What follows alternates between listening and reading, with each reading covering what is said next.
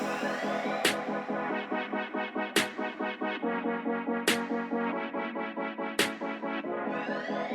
welcome back to the X Podcast. As you may notice, my co-host John Russell Moore is not here, but I have two amazing stand-ins with me. I've got Zachary Two Toes Brown. Zachary, stick your toes in the brown sand in the brown. That's an old one. I thought we had moved on. I don't know. Anyways, we have Zachary Brown Band, who is back with us again. He loves to be on here and loves to think and about all kinds of stuff. And then we have Janice, who has been on here before. But Janice, welcome. Hey, I'm glad I'm here. Glad to have Janice with us, because we're going to have a fun conversation today. About. Before we go into that, though, Janice, I'm just wondering, like, what is your take on the Cavs Magic playoff series going on right now? Which by the time this airs, when's the next game? Today's Wednesday recording. This is coming out Friday. Probably Saturday. I would imagine Saturday. Yeah. So what's your prediction on the Cavs Magic? I know that you're a big fan. I'm from Cleveland.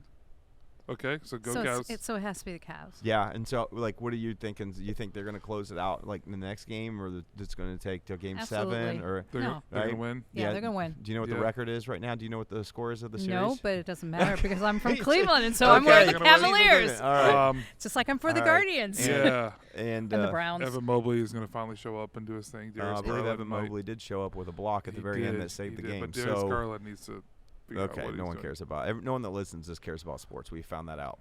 I think Russ scared them all away.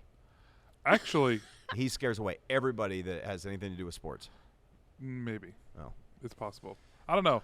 If you love sports, you should write us in and let us know, because I think there's some sports content that we can get into. We should have, instead of this topic we're going to dive into that I already committed us to on Sunday, we should have made this a sports podcast. Dang, Janice would have loved it. He's yeah. gone? Yeah, yes. Absolutely. Maybe we'll do another one after this. We'll have to do that one. But, and so you are in mourning because your forever goat, not the real goat, but the forever goat for you. It's the forever goat. No, it's for you. No, it's the you forever for goat. You. It's for not me what and lots of other people. Okay, there can be a lot of other people, but when they survey pretty much all of the NBA players currently, they pretty much all come to the point where Michael Jordan was their GOAT and LeBron was number 2 on the list. 44.7% of NBA players picked Michael Jordan.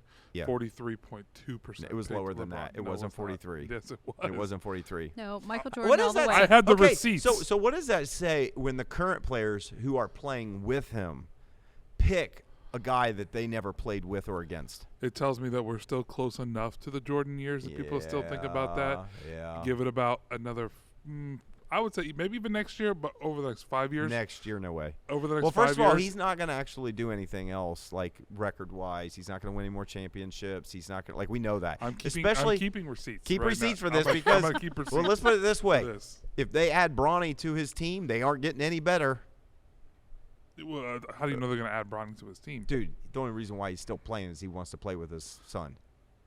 Correct. Well, that's not the only reason. He's chasing Michael. He's also... Well, he's chasing Michael, and I don't blame him.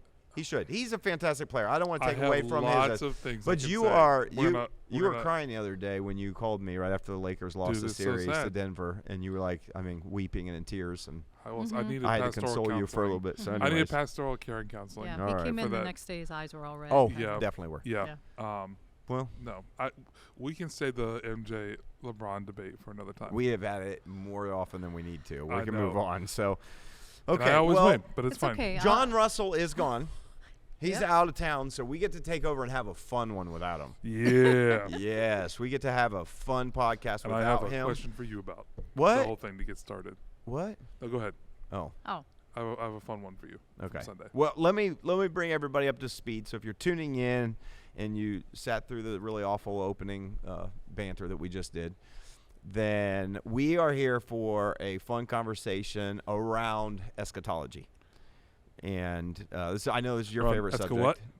Eschatology. Okay. Yeah. It's kind of Janice's favorite subject. Absolutely. She thinks about it all the time. It's the study of last things. Yeah. And we are in the series. So for those who maybe follow the podcast, maybe you're not part of our church family, you would not be familiar with the fact that we're doing a series on kind of the end times. It's called The End. Yep. And mostly out of the book of Revelation. and it is a very image-laden book that has a lot of crazy stuff in it. Yep. And most of the feedback that I've gotten from people is, well, thank you for talking about this. This stuff scares me to death. Yeah, that's true. Is that similar to what you guys have heard? Oh, yeah. I've heard that over and over again, that people are saying, oh, makes me feel better. I'm feeling like I'm understanding. There's just so much fear because I think people don't understand. Yeah. So. You know what's interesting is I've heard that, but it's interesting to see the generational gap between some of the feedback that I see with that. What I mean by that, why are you smiling? No, I'm just. why are you smiling? I'm just thinking in my head about some conversations I've had. But yes, go ahead. Go ahead. It's interesting because it seems like the people who are saying that feedback of it's so scary and all these things tend to maybe be in an older generation. No, that wasn't my experience with the people I've talked to. That's fine, but I believe you, and I'm not discrediting that anecdotally. But I think as I've talked to more like Gen Z younger, there's almost been a sense of like what is this? Like what's going on? I understand that. I think that there was a difference in, especially if you grew up in church or had that perspective of the way this stuff was talked about. I agree. That has changed a lot over the last probably 20, 25 years. And so I think there's a current generation coming up that maybe doesn't think about this stuff in the same way that maybe we experienced growing up. I've seen that. I would say the majority of the people that have told me that they're really glad I'm talking about this because this has scared them to the point where it's like, I don't even read the book. I am scared of this. I'm scared of the end, of whatever it's going to be. I would say majority of those people I've talked to have been older than I am. I have talked to some that I would say are probably more like 30s to 40s that have said something similar. Yeah. I do agree. I think the younger generation, Gen Z type of age, I'm not even sure they've ever been exposed to it. Probably not. Right. It hasn't hit their algorithm. Correct. And we haven't talked about it a whole lot. But you know what is hitting their algorithm is things like climate change, things like climate disasters. I mean, the word doom scrolling is one like of the whole bulls thing. Yes, exactly, one of the bulls. It is funny how they would like. I do think there is content out there in Gen Z world about disasters and what's happening, wars, and they're passionate about things like that. But the connection that they make to the end of times. Well, I've said this through the series. I think even if you are not a person of faith or you come from a church background or are familiar with any apocalyptic literature in the Bible, I think that you still probably at some point process or think about this kind of end of world scenarios because it's in so many of our movies. You almost can't escape it. True. Like I think there's so many movies that I can picture in my mind that, you know, whether, and a lot of them have zombies in it, which, you know, all this stuff, but it's like, usually it was around nuclear war. Like it seems a lot, you know, that kind of environment, what would happen if there was massive destruction or climate change ever reached a point where people are dying off and things like that. So I think they have a different perspective and take on it. I think most of the older generation probably it's the way it's been taught. Yeah. Kind of has been a leverage for fear. Yeah. Oh, definitely. And I think I don't want to say this about, you know, all preachers and pastors that have taught from this in that I think without necessarily like not trying to feed the fear, but out of a sense of like maybe urgency, have presented it in a way that I think does translate to fear. Oh yeah, for sure. Oh yeah, because you don't want to be left. And some maybe it's just maybe it is just fear. Like you better realize this is real. If you don't get right, you're going to get left. Well, I think people probably have good hearts, right? Like I think people probably have good hearts, but I think if you're not careful, especially as you read the passages and you start drawing certain implications based on the way you interpret these passages, it can create a sense of, oh my gosh, what's going to happen? I mean, we've all, I shouldn't say we all. I certainly have had like the moments where I'm like, oh, did everyone get raptured and was I left behind and what's going to happen?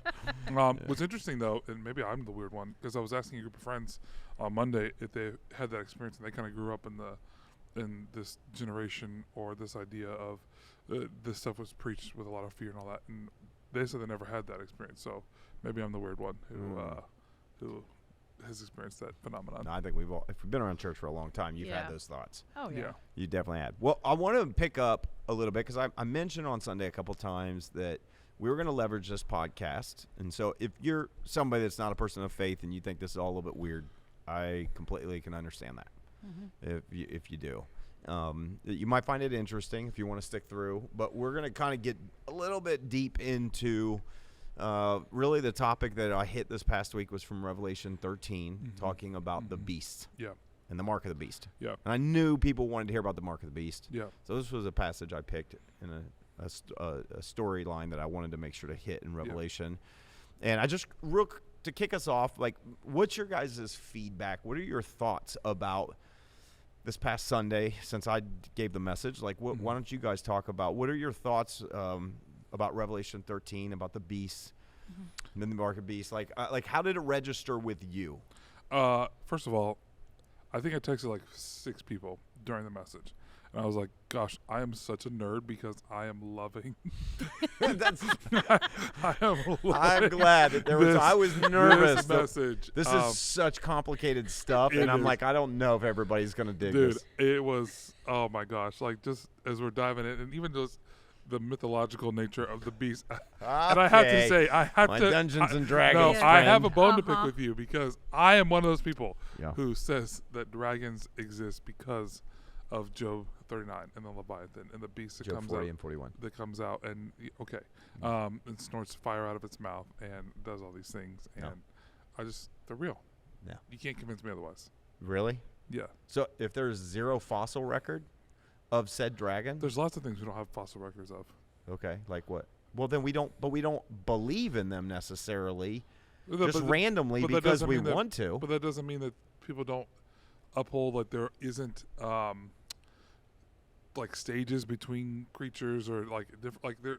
I mean, I'm not saying I believe in it, but science has upheld that there is as creatures have changed over time and done different things. Whoa! What are you talking about? Macroevolution? Actually, I don't think science upholds that at all. Okay. I think what you find in science in the record is you find this explosive creative events that happens where all these body plans show up, like, immediately. I think that's what you find. We haven't been able to, per Darwin, to find the missing link between the stages.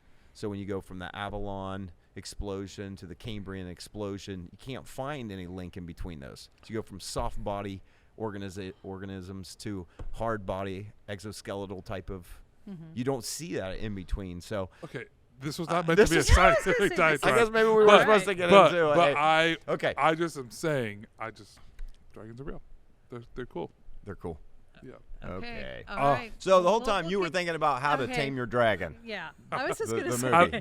That's how to train how your to dragon. train your dragon, not tame it. My bad. Yeah. Pete the dragon, whatever. Kind of the same thing. Okay. Tame. All right. No, but on a serious note, I thought it was well done. And in particular, I did have one conversation with someone afterwards, and we were just talking about how, as you kind of teased out, the idea of the way Satan works in the world, especially through political power and through political means. This person and I have had lots of ongoing conversations about how government can be evil and how there often is nefarious purposes around government. And he was like, see? He goes, this is what I told you. Like, you got to watch out for the government. They're all evil. And it was good. Yeah. It's good. Interesting. Yeah. Yes. So it was a very big leap to all governments. All governments are evil. Government is evil, but yes. I'd say majority of them. I don't know if they're. I think all governments are flawed.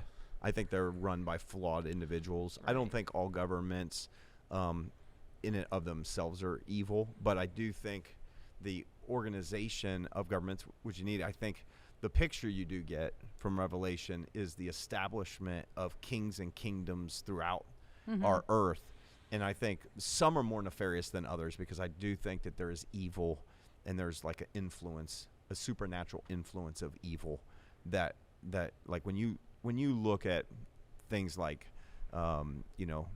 obviously Adolf Hitler in the way, I mean, like there was just an evilness. When you're trying to go out and genocide, take over the world, extinguish an entire race of people, when you're doing things like that, you almost look at that and go, yeah, I don't think these are just political ideologies. Like there's something really behind evil behind it when it is to wipe out and destroy. That's different than I think there are governments that try to establish really good laws for their citizens. They try to protect their borders. They try to create jobs. You know what I mean? Like, I think we have to not blanket it and go all government is evil. Anything related to the government is evil. Yeah, I think that's what you're talking about. That to me is a bit of a stretch. Yeah, no, I agree. I think we have to be careful not to ascribe overtly religious implications on these things, because if you're not careful, and you can say, oh well, Satan works through political power, it means you can start ascribing things to certain people or parties or and it's like, well, I don't know if that's necessarily evil. It might be a different way of thinking than you, right, but it doesn't mean it's necessarily evil. Correct. And I think that's the danger. Right, because then it becomes it's like us and them. Yes. And then it becomes, I can see that that's what their motivation is before you even know what their motivation is. Yes. But like you were saying, someone like Hitler or some of the other things, atrocities that we've seen, there has to be some kind of an evil influence that they were open to that, and it was operating through them, because there's just no other way to explain that. Yeah, you know? What Stalin did, what Mao did, some of these the awful leaders that just did atrocious things that didn't value life in general.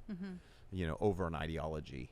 I think some of those you look at and go, but I think too, you think about when it was written, and you know, you see Rome. I mean, and Rome did a lot of, you know, awful things, but Rome isn't like a thing. Like, it was a government that was led by different leaders, and so it was, you know, different Caesars and different leaders at different times would do things, and some of those you look at and go, were definitely more wicked than others. Yeah. I mean, Nero was messed up and did some crazy stuff. Domitian did some crazy things, but there were some Caesars in between them that honestly weren't out maybe even trying to persecute the church and other things as badly. You know, there was different times when there were different leaders who did things. And here's the thing we also know is that God can use governments, kings, and things to accomplish his will no matter what. I mean, you see that in the Old Testament through Babylon and Nebuchadnezzar. He's like, the Syrians. You see it through there, you know. Cyrus when the Medes and the Persians come to rebuild his temple. Like, you see that over and over. So it's just being aware of, really, that was kind of part of how Satan is working. And really, the dragon, we have to understand, like, again, there's imagery in all this, but it's the dragon who gives authority. So that means the beasts represent powers or authorities or empire, corporate thing, whatever in the world that are leveraging or doing what the Satan really wants. Do you see a connection to culture too? I think you could. I mean, because culture wields a lot of power. Yeah, that's what I'm saying. I think you could. I don't think that existed as much as John is seeing this and writing it. However, I think that's not a huge leap to make, because in certain environments where you have, say, the people run the government, I mean, a republic, right, where we elect the people, you can almost see that the will of the people in our country really can wield power through the government, and can still be a part of setting up, and I mean, it talks about we'll wage war against it. You know what I mean? The God's people. And so, I mean, I think there's a loose interpretation there, though, I could see happening in our world. So I think the more the beast, rather than it being one thing, almost represents that malicious power that Satan gives to people, or maybe to government structures because of kings, or maybe to cultures to combat, to fight against. I mean, the whole reason why I say that is just, I think when you look at culture, it's hard not to see connections between. I think if you fully immerse yourself in our context as a Western American culture, but I'm sure you would find this if you immerse yourself in other cultures. As we get more postmodern, as we get more secular in our approach, like I see our culture moving further away from God, and even becoming more overt or out there in its opposition to the things of God. And I can't help but wonder if there isn't some sort of an influence behind that, more than what we would ascribe or think about. So it's very possible. Yeah. I think especially in an environment like in America where really the people ultimately through a democracy dictate who's in power. I think you see the spirit of like some people refer to the spirit of the age and the spirit whatever, like there is like where culture is as it's secularized and there's an embracing of that, and you see that coming through. So it's almost like the government and democracy becomes the output or the secondary the fruit of what the culture really believes. Right. Do you know what the stats say? I don't. No. as a culture, probably 43.2%. Yeah, well, they're all made up. So, anyways, okay. No, it was interesting though. I was just listening to this on a podcast. As a culture becomes more prosperous or wealthier, then it tends to move away from a reliance on religion or religious institutions or things of that nature. Would that be a way that we would? I don't think you need stats for that. I think, that's I see that obvious. in the Bible. I see that in Deuteronomy when God told the Israelites as they're going in the promised land, don't forget me. Don't forget me when everything's really good.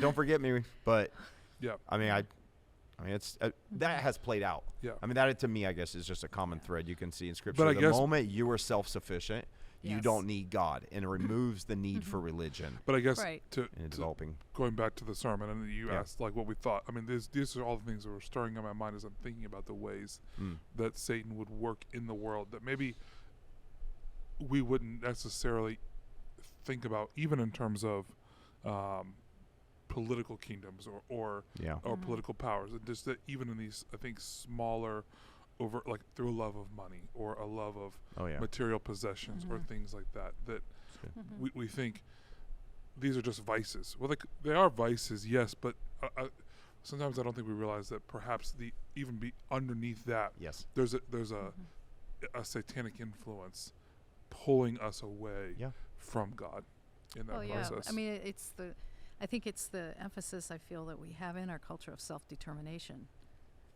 I can determine what is right for me, what is wrong for me, what is my reality, all of that. And our culture just reinforces that over and over again, that we have the right to that. I think that was one of the things that stood out about the message was the idea of worshiping idols, but that we worship ourselves. And also the thought that all this is going on in this scripture, and it shows just that Satan will try to mimic the goodness of God and the good things of God, and talking about the beasts and all of that, and just and the dragon, and being like a unholy trinity, and that there's healing and all of those things, because that's what people look for. But I think the biggest thing is just the idea that in our culture we try to be in control, but that's been true all through since we all started, is that we try to be in control of our lives, make our own determination, and all of what's being presented, what these beasts would present, feeds right into that. It's like, let's go. And I agree about our culture. I think the culture is a huge, it's almost like a manifestation in its own self of what we see that the end times are. And we all get absorbed into it. It's really hard not to be affected. No, that's good.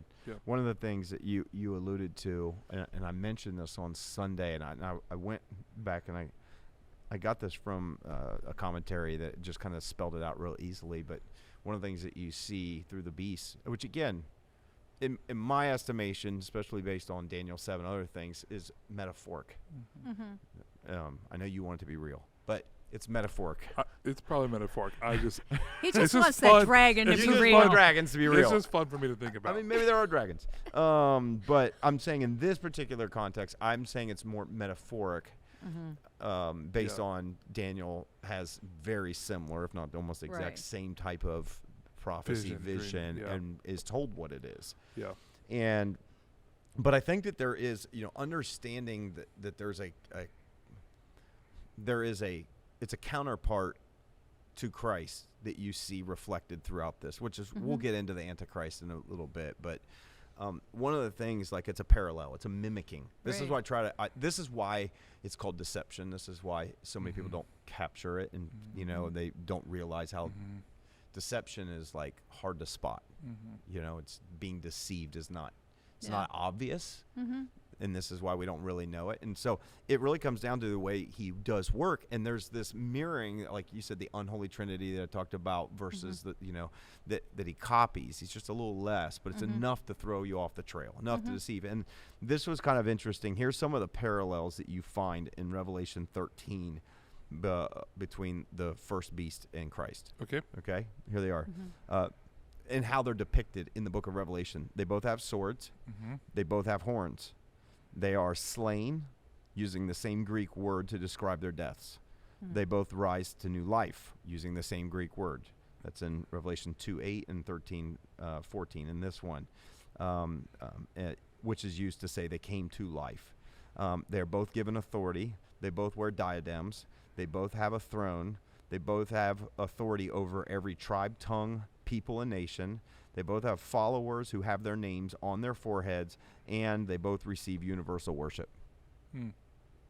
So when you walk through those, and then you get into the second beast, and there's more imagery of the mirroring. You get one that's like a lamb.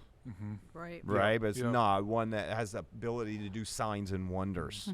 Call down fire from heaven and raise a one to life. Like there's so much imagery in there that what you see is the way our spiritual enemy works is not in the way most people think, which is like really awful evil. We're like, oh, that's it. No, I'd say the places where you find him is what he's behind is the things that look like God that people walk down that lead them to do a lot of evil in this world or disruptive things. And so when you see that, you're like, wow, there's the important part, and the reason why I think that it was given to John for the church is why I think it's important is that it's so we aren't deceived by how he operates in this world. That's why I said there's a lot of people that are following things like we say these phrases all the time in the church world, but you know, it's if you're not from the church world, you're like, what's wrong with those? You know, it's like, well, follow your heart. You know, or you know, what are some of the other I'm ones? just discovering my true self. I'm discovering my true self. All these terms that are really, you know, subjective. You know, it's just you know, using terms like that. That's not my vibe. You know, it's like following God. You know, it's not my vibe. I was like, what does that mean? Who cares about your vibe? You know what I mean? Like, that doesn't necessarily make it true. You know, because you don't feel it. And so there's this an understanding of why it's so important. Again, vivid imagery. Now, do you guys follow the logic? I mean, at least that I presented. How much of it do you think is symbolic? How much of you think of it? Do you find traces of it that you think are going to be literal? For example, I had someone come up and ask me, and they said, I really love the message. It's really good. I love thinking about this. What do you think the first beast, who has 7 heads and one of the heads gets struck with a fatal wound to die and then comes back to life? Again, I recognize there's a mirroring of what, but if it is, even if it's symbolic, what do you think that could represent? If it is symbolic? Yeah. In other words, if there's not, this is where I think we get into some weird, we can talk about the mark of the beast too. This is where I think we get to a weird place, because there's another question that was presented that crosses over. And this is a good question to ask. When you're looking at something that is, shall I say, symbolic, or that we interpret as symbolic, right, but it has all kinds of detail, where does it make sense or does it not make sense to cross over literal and symbolic together? Right? Because you could look at this and you go, well, okay, I think the beast is symbolic of power. It says the dragon gives authority to the beast, and so it's like, where does the devil give authority to people, kingdoms, governments, people groups, we could even say cultures, whatever, power to create and enact a war against God through his people, whatever, right? Through laws, through whatever it could be. How far do we take that symbolism? Do they represent something specific? So if that's the case, how would you guys process the whole because I had somebody ask me that question. And it's a really interesting question. In other words, do you think there's going to be some miracle, supernatural miracle that's going to happen to one person along the way where it's going to seem like they died, or maybe it's going to be staged and then they're going to come back and it's going to be healed? Do you guys have any take on that? I mean, there's been lots of people who have suffered fatal wounds or died and have claimed to have resurrected. Not a lot. I don't know about a lot of them that have, but I mean, you hear stories all the time of. I mean, like people having near-death experiences. Yeah, like NDEs or like just like people like, and I just think that I think people are going to claim all of those things. I think when you look at Jesus's experience, and this is not an apologetics podcast, but like if you want to learn more about that, didn't you preach a message on how you can know the resurrection was real or not? Yeah, I'm sure I have multiple times. Multiple ones. So probably every Easter. I have probably more specifically on one of them. Was it the Origin series? No, okay, I did that one on Jesus. Okay. Like how do you know where Jesus came from? So my point is I think that it could be real. I guess this is how I think about it. It could be real, but we haven't seen it yet. And so I'm never going to exclude the possibility that there couldn't be one person who maybe down the road rises up into some political authority or figure or power or has rule over the nations. Maybe we're talking about, some sort of governmental leader or world leader, whatever it is, that could suffer a fatal wound or be killed in the resurrection. I'm not saying that couldn't happen. Right. I'm just saying it hasn't happened yet. Right. And so. Well, that's why people say that this is end times and we're not there, but we're very close. Right. I mean, that's what people are saying. Because I'm saying people do look at some of that and go, we haven't seen that yet. When we see that, that's where we'll know where we are. That's what we'll know. In this we don't have to start prophetic calendar kind of deal. But I just think that if that's going to ever happen, you're not going to ever know for sure on this side of that event. Sure. If that's true or not. Oh. So I guess this is just the way I process it. Maybe other people process it differently. It's hard for me to make the leap and say with any sort of a certainty or that this does represent a literal person, even though it's symbolic. Like a fatal wound like this is like that's literally going to happen to someone. Right, to do that. It's hard for me to make that leap because we just don't know. Okay. It could be. Well, that's prophecy. We don't know until it happens, right? Correct. Right. And so that's where it's. I want to hold it with an open hand. Sure.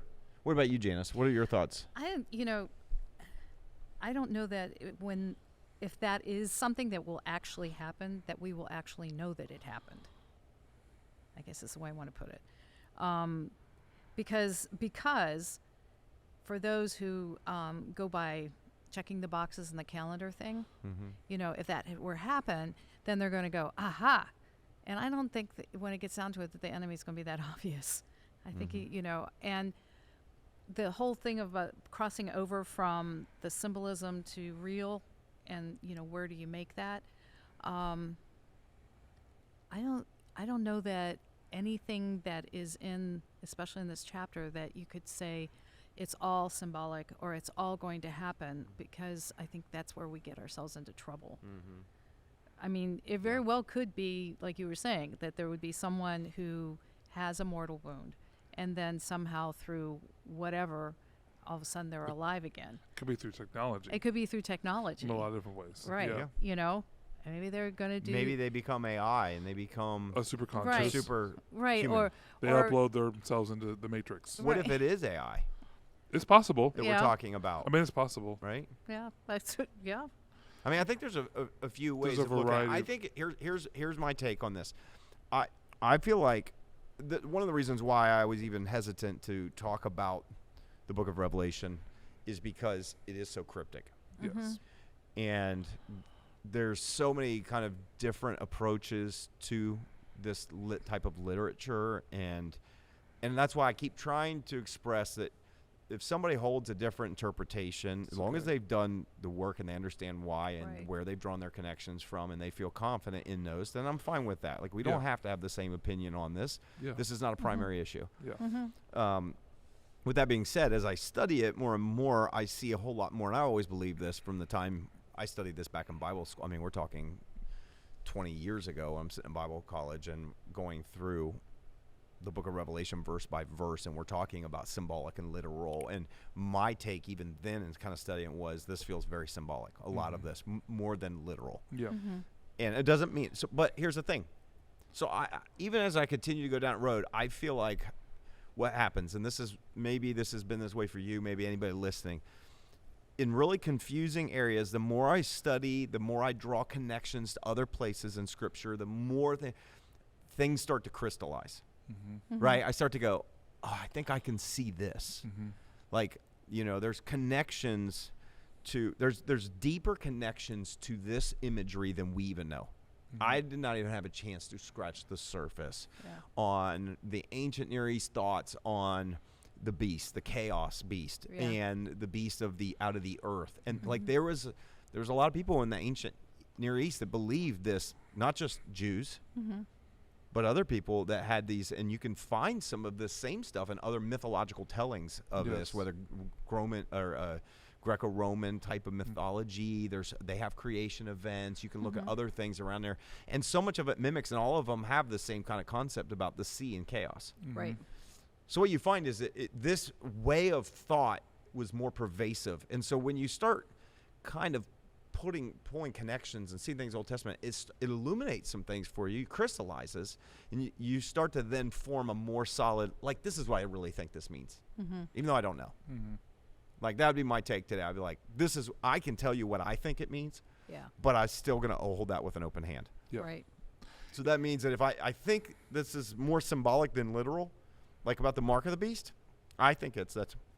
I talked about, my personal take is that it is symbolic. Yeah. That there's not going to be a literal figurative or literal mark, a figure, I was going to say, or something that is going to get put on your forehead or your right hand. Right. Yeah. That's my take on it, right? Yeah. And there's so many reasons why, and we can talk a little bit about them, like, for example, with the mark. But with that being said, if I'm ever alive and we get to a point where somebody is basically saying, hey, we are getting rid of this, and this, you know, depending on your whatever holding belief, you got to come get this stamp on your forehead or right hand. I'm not showing up.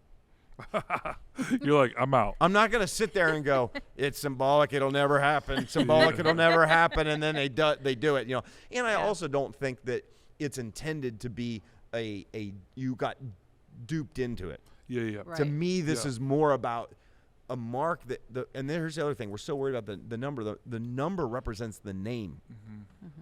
The name is what, okay? And I don't see the name of the beast. Yeah. I don't, again, there's a physical name of one. Because if you apply it to, say, one government, like, how does that work out there? And I said that, in the message to someone else about, some of our Social Security numbers. Everybody thought it was that. Well, they don't give out Social Security numbers in every country. In every country, yeah. That's right. So this doesn't apply to everybody? Yeah. Like, when you remove the American context and you go, hey, this needs to make sense globally, then you start to think a little bit differently. Yeah. And so what I'm saying is I feel like the more I study it, the more a view that I have crystallizes. But at the same time, I'm going to keep an open hand going. But if I see this literally happen, then I'm going to be like, oh, no, I think that's literal. Yeah. Right. And I'll be okay to say I was wrong. That was literal. Yeah. Right. Well, and I think you can still and this is important to note, and I hear you saying this, and I agree with you. Like, if it is symbolic, that doesn't mean that the symbology or what it stands for doesn't speak to how to live or how to think or how to approach our daily lives. Yeah. And so I think if you can still read this book or these passages, and they may seem fantastical in their approach, but like that doesn't mean that they are symbolic, that they don't still speak to how to think or how to operate, how to live your daily life. Right. And you can hold with, like you said, an open hand in anticipation of, okay, if this happens in the future, then obviously that mean like, and we'll know. Yeah. Like I think that's the whole point of like cryptic, like apocalyptic. Like you're not gonna know, but you will. We'll look back in hindsight and be like, oh, there it is. There it is. Like that. That's when it happened. The sign makes sense once you put it together and you see it. And exactly. Yeah. And so it's like those stupid puzzles my grandpa got me for Christmas growing up. They were fascinated with like all these like puzzle boxes, and you would have to like change the puzzle or like do these, and you had to like figure it out, or these optical. They were like optical illusions, and sounds like the mark of the beast. Yeah, exactly. Speaking of the mark of the beast, someone did ask a question, and specifically related to the fact that I think it says in Revelation 13 that you're not gonna be able to buy or sell. Yes, it does. So if the mark is not a literal literal mark, then how would that work? Like, okay, so a couple thoughts. This is one of those areas. This is where I was asking, how much, what I don't do. This is just my kind of mode of studying and hermeneutics, and when I pull this out, if my understanding is that there's, again, symbolism and metaphor has to represent something real. Yeah. Right. I understand that. So let me just say this. Where we go, that's where I'll go, oh, it talks about this beast coming out of the sea. I don't think there's a beast coming up out of the Indian Ocean someday that's going to have 7 heads and 10 horns and crowns and have names written on it. We're like, wait, how'd that happen? Where'd that come from? Right? I don't you might, in your Dungeons and Dragons stuff, but Mariana Trench is pretty deep, man. Okay, well, Mariana Trench, it could be all the way at the bottom. We don't know.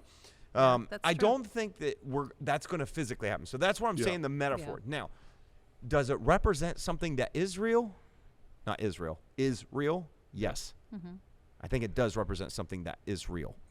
And so, okay, I want to use the same kind of logic when I think about the mark of the beast. Okay. When I think about the mark of the beast, and in my mind, this is, again, the way I interpret this, somebody else might, that there's not a physical, literal mark that a government, or it has to be some type of leader, because it says the second beast forces people, all people, great and small, rich or poor, free and slave, to get this mark, right? Yeah. So if I take that to be symbolic, so that my understanding is that, and the way I'd apply it is that every generation is going to feel a sense of that pressure, the pressure to conform to the ways of what Satan's manipulating through the beast, like the method of this world. There's going to be a pressure to either do that or to identify with Christ. I think in every generation, we come to a place where, and I think this is one of those areas where when you look at recent modern history in America, there's probably been less pressure than there is historically in around the world. True. Yeah. You know what I mean? Because people would say we're quasi-Christian nation, which I don't believe, but people have said that, and it's been safe. And yet at the same time, let's be honest, I remember going to public school, and that was a really hard thing it was hard to represent Christ and to say you're a Christian. It was. When I was in public school. Not to the point of I can't buy or sell and eat lunch. Correct. Right? But so what I'm saying is, if we're going to take this, and this is my approach, as symbolic, then I don't know that I'm going to take that next verse about buying and selling as literal. Okay. Now, again, this is where I am happy to note that if the world starts stamping people's foreheads in this and says you got to do this to buy it, I'm not jumping in. I'm going to go, well, guess that was more literal than I thought.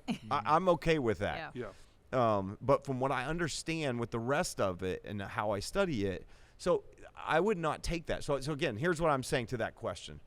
I wouldn't go, well, the mark isn't a literal thing. Yeah. It's just a figure of speech. It's just a symbolic of this pressure.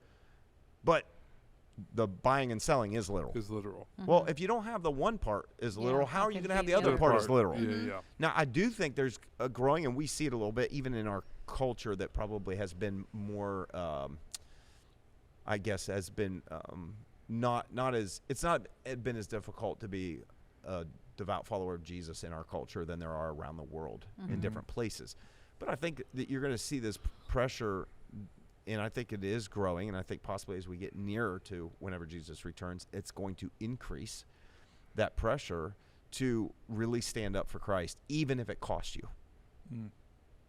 See, that's one of the thoughts that I have is that one of the things you talked about was it's about choice. Mm-hmm. Following Jesus or falling into all of the things that are that's going on in the world. And I think that that's more than anything, the choices are going to get harder. Yeah. Because when you think about buying and selling, Mm-hmm. you think about buying and selling food, Yeah. making a living. Yeah. Those are very, very essential Yeah. things. And to me, it's speaking to the fact that it's going to get more difficult just to exist in our culture. Yeah. Because we're going to be so very, very different. But that's the thing that over and over in Scripture, like if you get into 2 Thessalonians and things, it feels like Paul is just saying, look, guys, just stay with what I've taught you. Stay with Jesus. Even though all this other stuff and this persecution is going on, whatever, but you need to just stay with Jesus. Stay there because that's where you're going to be safe. Yeah. And to me, that's what it's that essential kind of thing of just surviving and living. Yeah. Because that's what's reflected in those terms.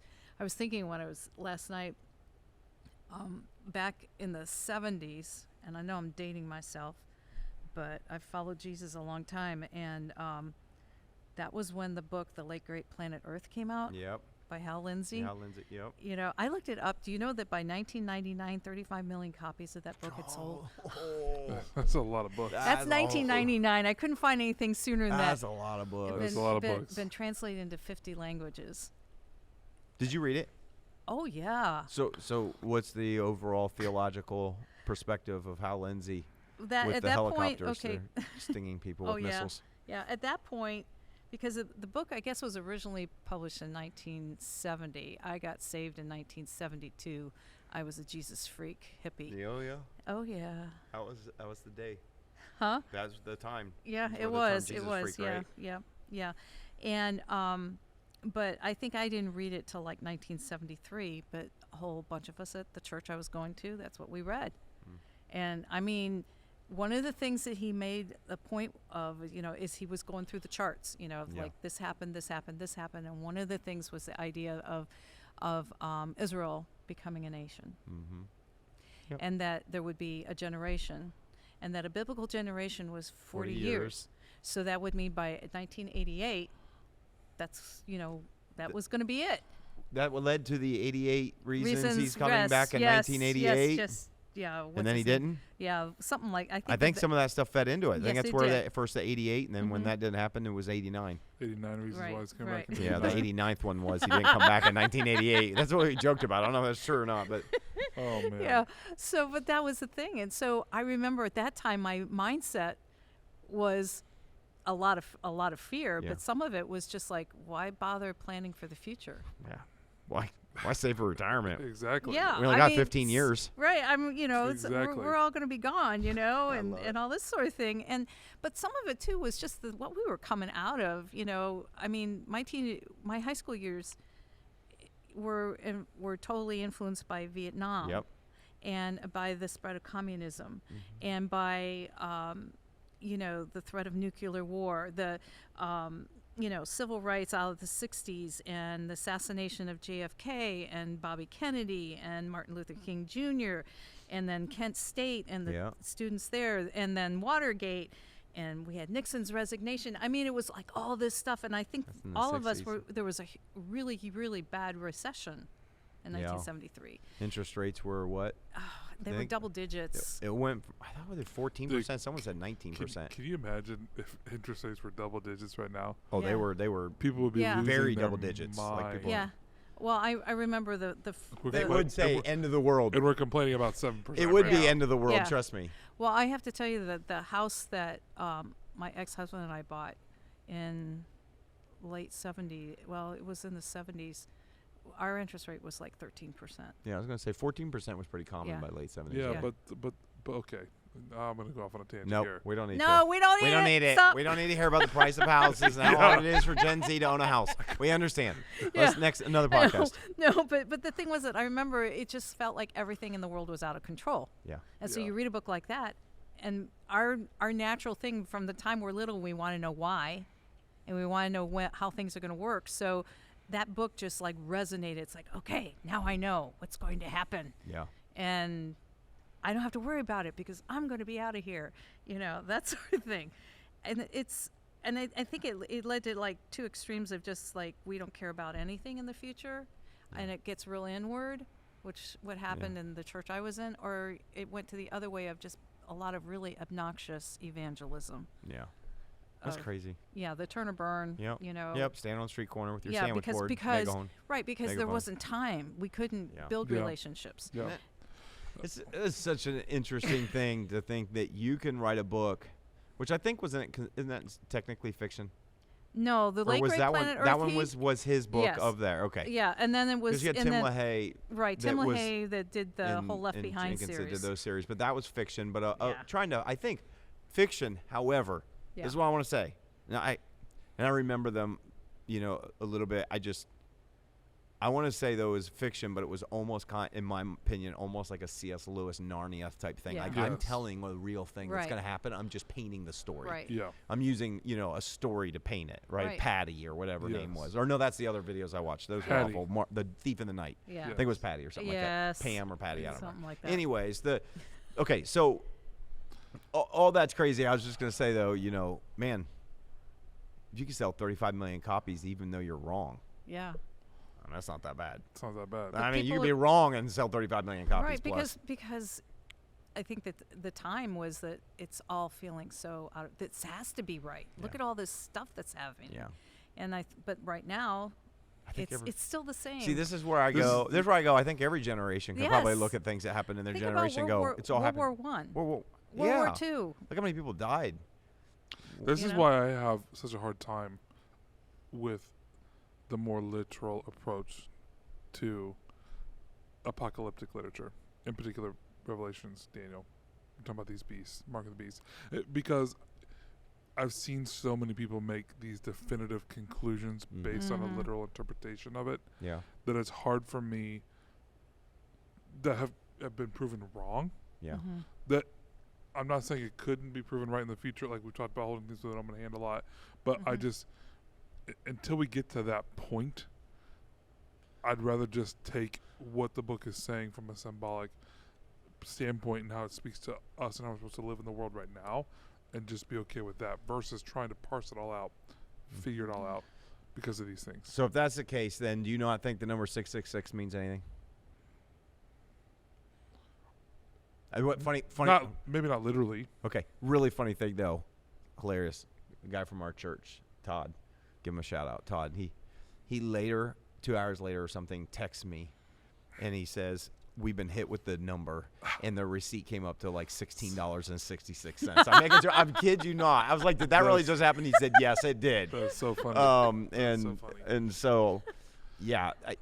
I mean, what's your take on the number of the beast, real quick, and then I want to move to Antichrist because we're already over 30. Whoa. Yeah, we're running out of time. We got to move fast. I mean, okay, Mark so of the Beast. real fast. The Mark of the Beast. I mean, I think the literature refers to it as the name of the beast, which is the name of man or the number of man. And to me, the way I think about it is, it's symbolic for anything that isn't God. So this mark is anything that would be a facsimile or a mimicking of God, or anything that claims that it can lead you to salvation or lead you to God or lead you to anything like that. And that number is symbolic of anything that would claim that it has that power, the ability to do that thing. Okay, that's the way I think about it. Yeah. You don't think it applies to any particular person?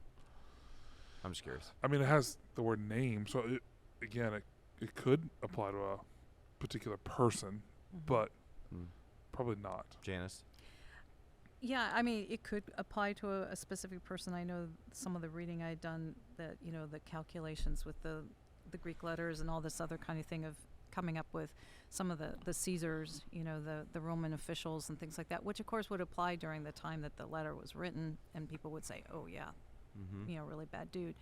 But then if you're looking at our current times, kind of what Pastor Zach was saying is that, yeah, it could be, but I also think that it also again represents the idea of this is something that's evil, and kind of what you said on Sunday is that 666 is completely completely incomplete. Mm-hmm. Yeah. That it's a person. The repetition of it Yeah. seems It's to a illustrate. person. It's a person. What I was going to tell you is that I think using the same principle that you just used in interpreting that question about the mark of the beast, I think that if you're going to look at this whole passage and this whole scripture as more symbolic, why would that be literally referring to a single person? Well, so if it did refer to a single person, that person, would they be the Antichrist? Perhaps. And that's what I was going to ask you. Yeah. Like, okay. Is the Antichrist a real person? So that's a good question. Listen to it, because I said we'd talk about the Antichrist, and Yes. let's try to do that here for a few minutes. And if people were unfortunately waiting along for 50 minutes to be able to get to just that part, we apologize. The Antichrist. First of all, the term Antichrist is not even found in the book of Revelation. Right. Correct. That doesn't mean what it represents or implicates through other places where we do see it isn't found there, because a lot of people would apply the beast, whether it's one, both, what they represent as the Antichrist. Yep. You know, there's a few places in Scripture. There's really only one set of books that even use the word Antichrist. It appears 5 times. Yeah, in 1 John and 2 John. Yep. Is the only place that we see it. And, you know, what's interesting is the way it is used in each of those times. So in 1 John 2, 1 John 4, and 2 John verse 7, the way it is used in that is it's used different. So, like, I guess one of the things I would probably point out is that the uses of it, you know, in 1 John 2:18, it says, "You've heard the Antichrist is coming." Yes. The word that Antichrist, you've heard Antichrist is coming into the world, and yet even now is here. Right? But even that version, so again, to get really deep into the language of it, Antichrist used there doesn't have an article with it. So most of the time when we're referring to a specific person or something, then we're, you know, and a label, you know, it's like saying, oh, the king is coming versus king is coming.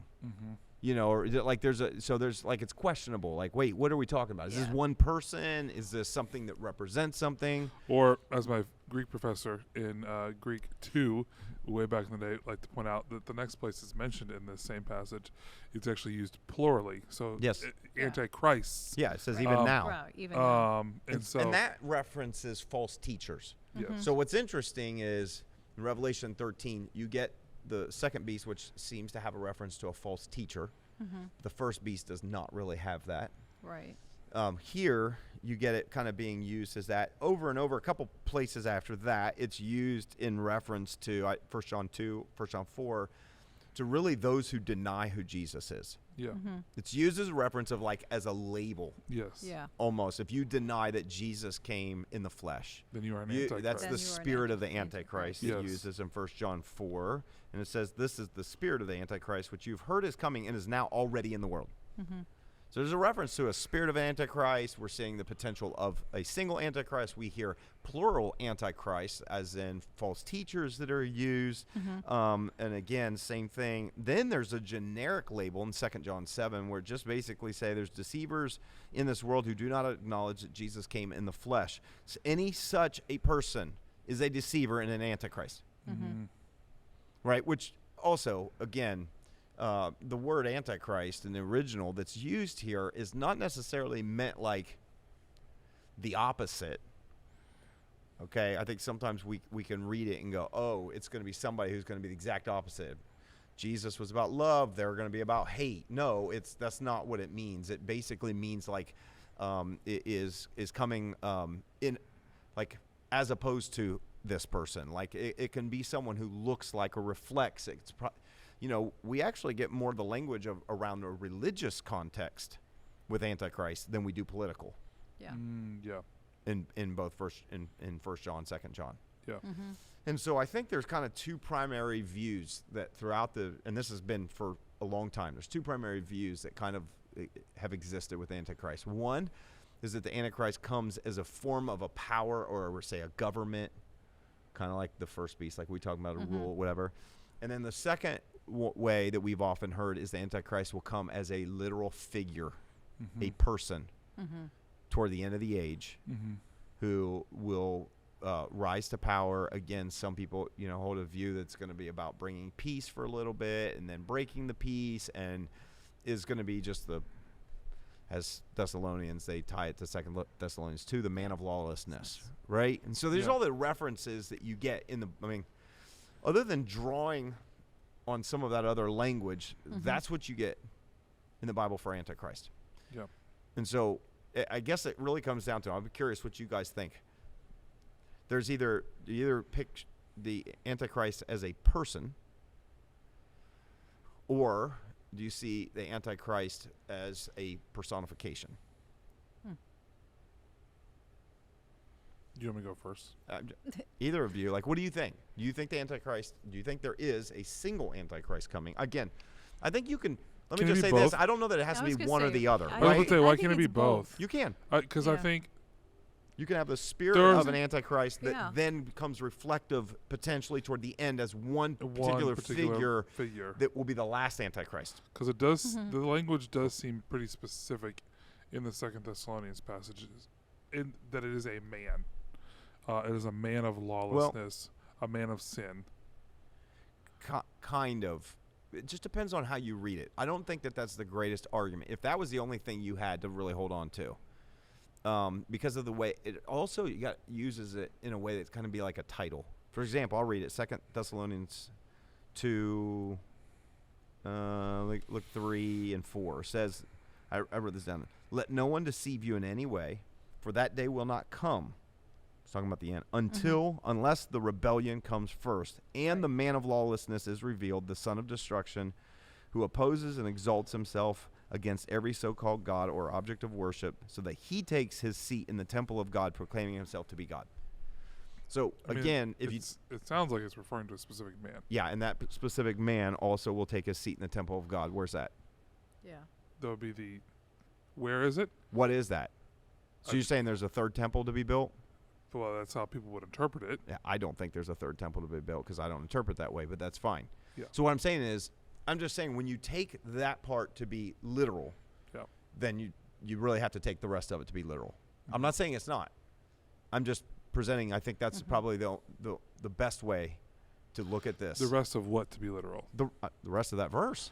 That the temple has to be rebuilt. That he's going to take his seat in the temple. In the temple of God, proclaiming himself to be God. Now, again, that's what I'm just saying. If you take it all completely literal, now maybe there could be somebody who's going to be in some other type of seat of power who, like Nebuchadnezzar, will claim, look at all I've done. I'm basically God. I mean, I'm not going to exclude that.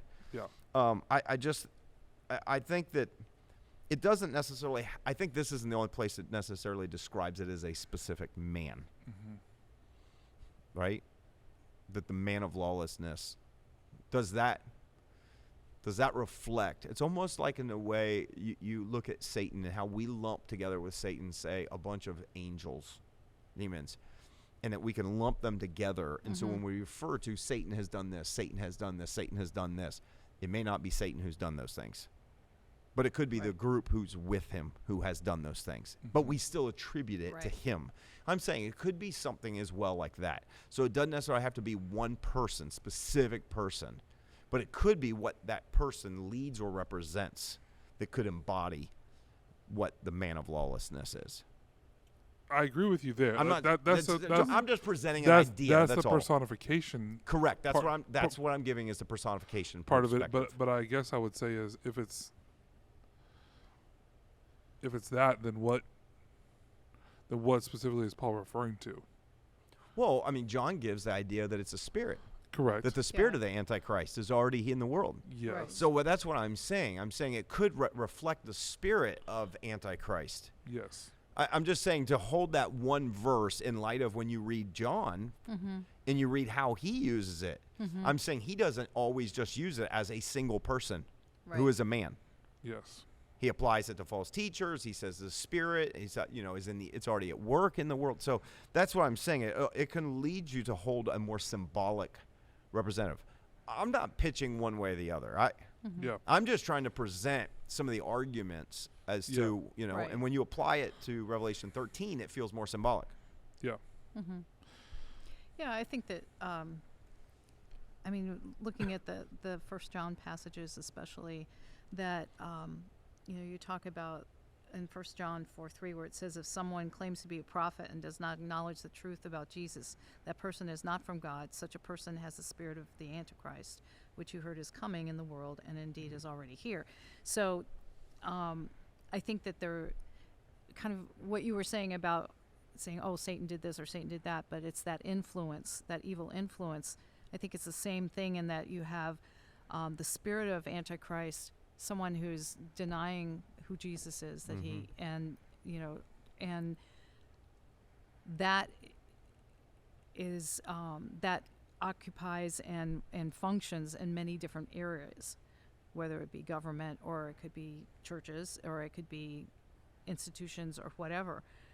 Whether there's a specific person, I mean, part of me is saying, who knows, in a way. It's like when it gets down to the, things get worse and worse, there might be a person that would embody that.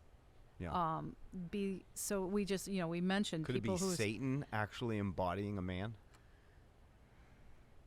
Let's not act like that's strange. No, I'm not. Compared to the rest of the Bible. No. Right, you got an evil demon possession, right. you see in there, and then you got Jesus who steps out of heaven to come to earth and takes on flesh.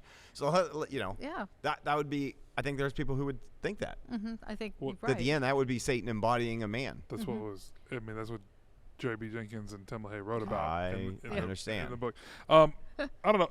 What do you think about this? Okay. What does this mean? If it is more of a personification, when it says for this, and you know what is holding him back, for he can be revealed only when his time comes. Right. Correct. For this lawlessness is already at work secretly, and it will remain secret to the one who is holding it back steps out of the way. What's holding back this lawlessness? And then this idea of something stepping out of the way, what is that? Well, I mean, I think I go back to what I spoke about in week 3, just about Jesus talking about the signs of the end. That there are certain things that are going to happen before you get this idea of the end of Jesus' return and all that. Yeah. So to me, the thing that could be holding him or it back could be God. It could be holding him back until the gospel. I mean, it talks about in Romans 8 that things won't happen until the full number of the Gentiles have come in. So there's this idea, and I'm talking, as it comes out, I'm going to be talking a little bit about judgment and other things. I think there's what is holding something back? I think there's an appointed time. I mean, again, this is the same thing disciples asked Jesus. When are you coming back? What's the sign of the end of the age? And Jesus said, I don't know. The angels don't know. Only the Father knows. So it almost gives this, to me, an illusion that there is something that is not allowing this until a specific time. And it could be that Satan is bound in an abyss for 1,000 years during our church age, and he gets released. I'm just presenting an idea of the millennial brain that everybody thinks is going to be after all of this, that I'm throwing out as an idea that might be happening right as now. we speak. Yeah. Right. That it might represent an age of what we have right now, and that could be the thing that is holding them back. I can tell you that. I'm just saying there's a lot of potential things that we don't know. Yeah. What were you going to say? I was going to say that a teaching I heard on that particular scripture in the past was that what's holding it back is the church. Until the church is raptured. Gospel. Oh, the church is raptured. Once the church is raptured, makes sense. Then all that. Then you can wreak havoc because it won't matter. Right. Yeah. Because God don't care about the rest. Right. Just the church. But then, that view is incoherent because that view would also say that after the church is raptured, there's a time period of tribulation that would happen. Well, that's a pre-trib. And then people would still be able to come to know Jesus after that point. So. But that's a pre-trib rapture. I wonder if people who believe in a pre-trib rapture believe the Holy Spirit leaves the earth in that time. I don't know. Ask Janice. That's what her view is. I didn't say that was my sorry. view. Okay. I'm saying I heard that teaching. Again, let me wrap up this one thought. Let me wrap up this one thought on Antichrist. Good, because then I have a couple questions that I threw it out there, so I have to answer them before we finish. So The person versus the personification. I definitely think you see the personification of the Antichrist in the 1 John passages where he's talking about this. When you look at the 2 Thessalonians passages, it does seem pretty specific that it is a person. I kind of wonder if perhaps both can be true. Yeah. Where there is a person. No, I don't disagree. I think at some that's point a view a lot of people hold. At the end, whatever that looks like, that there will be one person who will come forth that would be embodied by a Satan or have the power to do signs and wonders, miracles, all these types of things in Satan's name. That would be the ultimate personification of someone who has totally rejected God and leads people astray and away from him. So yeah, I think that the reason why I think that people would maybe hold that is the ties from 2 Thessalonians 2 to Daniel chapter 7, chapters 9 and 11. Okay, where Daniel has these similar vision that John does. Okay, that have horns, and even after Daniel 7, and there's these horns, and there's 3 horns. Okay, on the 4th beast or whatever it is, I can't remember exactly. This is additional vision that he had, and that there's a little horn that comes up. Now, most people have attributed, based on the way it talked about these 4 beasts and these kingdoms that came out, as really the kingdoms that followed, ending with Rome. Yep. Okay, so you have, this would have been in Nebuchadnezzar's time frame, and then you would have gone to the Medes and the Persians, then the Greeks, and then you would have the Romans. And so these are the 4 different, right? Yeah. And one of them with a little horn that comes up, and then it talks about in Daniel chapter 11 is the one that's going to happen. No, is the one that is going to be the one that you see Jesus reuse that prophecy to talk about the abomination that brings the desolation. Yeah. When Jesus is making reference to Daniel, okay, most people understand that the little horn that came up, they attribute to Antiochus Epiphanes, Antiochus or Antichrist, depends on how you say it. Antiochus Epiphanes from 167 BC, who does surround Jerusalem, who does break in and desecrate the temple. Okay, and so what people have done is in using a parallel thing, when you got Revelation, you got these, is that there's a similar when you got these horns that they're going to represent. In the same way that little horn maybe of because most people say that it was fulfilled with Antiochus Epiphanes, that in Daniel's time. Okay, again, this is like a recapitulation of using that same vision or imagery or prophecy. Jesus used it again to talk about the temple being destroyed in AD 70. I think you see that same kind of thing happening in Revelation. And so a lot of people, based on that, would look at the end and say they believe that there is going to be a specific figure. And so I think it's very possible that the spirit of the Antichrist, whether it's the spirit of Satan that is at work in the world today through the authority, is present in different people. When you look, as we talked about earlier, what Hitler has done, what Stalin has done, what all these different really evil leaders have done, to me, I look at it and go, man, there's a spirit of Antichrist in that. That could culminate with a final, whoever it is, representative of the Antichrist that will be at the end, because there won't be any more after. Correct. So I think that's all very possible. And I'm just saying there are deeper connections to this. We didn't have time to go into all this stuff. We could spend hours running some really deep threads, but we're not. And we're going to wrap this up. So I had a couple questions that came in as we posted that people want to do questions. We answered one of those already. This one was pretty funny. I appreciate this, Brittany. She said, my husband, myself, and our daughter are all born on the 6th. Any thoughts? I'll pray for you. My only thought is I'm a little bit worried about your family. Okay. And Daniel sent in a couple other questions, which Daniel, I may get into this later if you want. If we do an episode, I may come back to this a little bit. He says, referring to the angels trapped under the river will be unleashed when the river dries. Says in the Bible, and then there was a second one, so I don't know if he didn't finish it. In the Bible, they talk about the end time and the Euphrates River drying up. Thoughts? I do have a lot of thoughts about that. I'm actually going to be speaking from one of the passages this Sunday that includes it, although I'm going to paraphrase that part, and I'm not going to go into it. So that is the 6th trumpet and the 6th bowl is about the Euphrates River. And this idea of the Euphrates River drying up, kings of the east coming in the battle of Armageddon. That's where you get this. Okay. I don't want to, I'm not going to flesh it all out. There's a lot there. If you look right now, I mean, there are some climate sites and other things that say that Euphrates River has dried up significantly in the last few years. potentially due to climate change and other things, that it is drying up.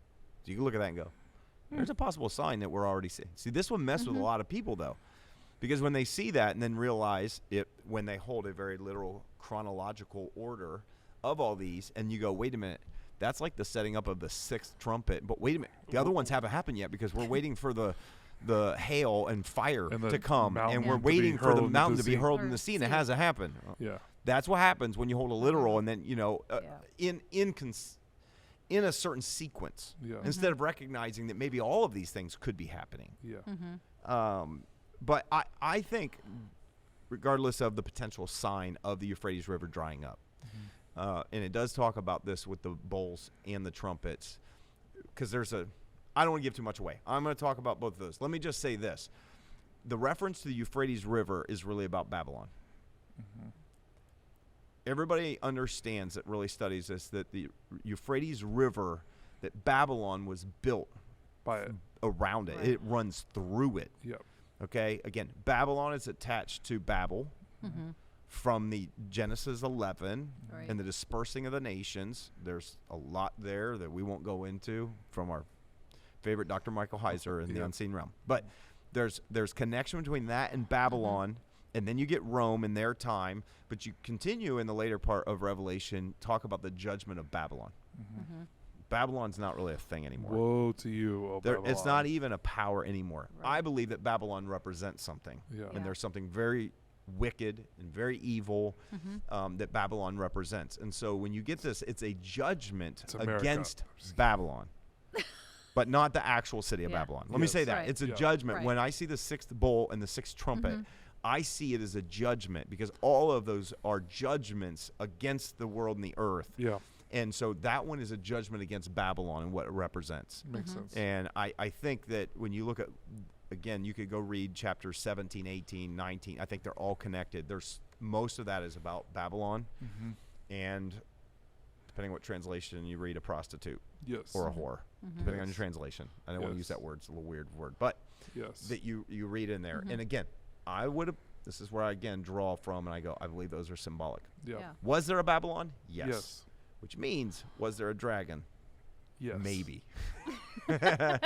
And so I have thoughts when you read it, but I do believe it's what Babylon represents in the book of Revelation is the judgment is going to happen. Now, whether or not the Euphrates does dry up as a sign that that's happening or that we're moving toward it, it's a possibility.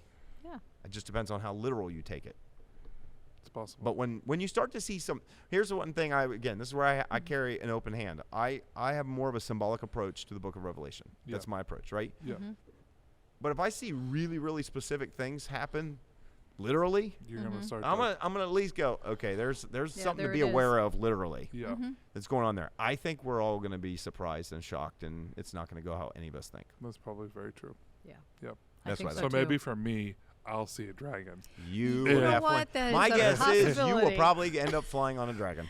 That's a good way to end. Anyways, well, I don't know if this was helpful, confusing. I hope as just a conversation, if it's something that interests you or something that you're like, I want to think deeper about it, there is a whole lot. Like, I do hours and hours of study and prep that I do not bring to the table. Not that I remember it all or that, but it's just part of what I have to do to prepare for it. And so there are threads that are tied between Revelation and Old Testament prophecy that it opens your eyes to a lot of things. It's kind of fascinating. Don't know how much it has the end effect that matters that much, but it is stuff you want to study. It's out there. So I'd say if you have other questions, we may hit this one more time on this podcast toward the end if we get enough good questions. If I can't answer them in the series. And so if you do get questions or you have any questions or thoughts about what we talked about today, and if you think dragons are real, we'd love to know. Feel free to share that with us. Okay. Janice, do you think dragons are real? No. Okay. Sorry, Pastor Zach. I don't know. Fine. Fire-breathing dragons. Dude. Do you think the behemoth is a dinosaur? 100%. Okay. I mean, I want to know, how do we know what dinosaurs actually look like? Because we have fossil records of them? Yeah, but how do we know what they look like on the outside if you don't have the biblical account of what dinosaurs look like? Oh my gosh. We do have some fossil records that look a little bit like dragons. Yeah, so I'm just going to say there might be. So anyways, thank you guys for joining in this kind of complex, deep conversation. And I know we didn't hit everything. And we probably could talk for hours, but we wanted to kind of just keep this to an hour and 20 minutes. That was really long. So it was. Anyways, if you stuck with us that long, thank you so much for hanging with us. We hope this was helpful, enjoyable. If you have any questions or comments, feel free. You can always email to podcast@thex.church. We're going to come back next week with some probably non-revelation topics. So if you skip this episode, well, you're not even hearing this, but we'll catch you on the next one. So until then, have a great week. Hey guys, it's Russ. Thanks so much for listening. We really believe if we can get around tables instead of behind screens, if we can talk to each other instead of at each other, we can make the world better. To help us do that, here are a few things you can do to help. First, if you haven't yet, leave a review on Apple or Spotify and hit subscribe on YouTube. This helps more than you know. Also, if you have been impacted by the community out of which this podcast comes, that's X Church. Maybe you're local or you've been touched by the messages and impact across the country, even the world. I want to encourage you to support this work. A powerful life principle is to invest in the people and places that invest in you. And so I want to invite you to do that right now by going to thex.church/give. You can give a one-time small gift, a sacrificial gift, or even become a recurring partner. Together, let's keep elevating the conversation, thinking higher, loving deeper, and making the world better. Cheers.